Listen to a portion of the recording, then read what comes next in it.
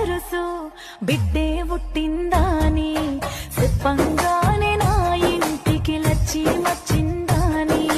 మురిసిపోయిండు నాయన నోట్ల కట్టల పరుసుది కావతిచ్చిండు పసిపాలం ఎదగాలని కసిగా పని చేసి నాయన నన్ను పెంచిండు నా సిట్టి చేతులకు గట్టి గాజులేసిందే నా పుట్టి కాళ్ళకు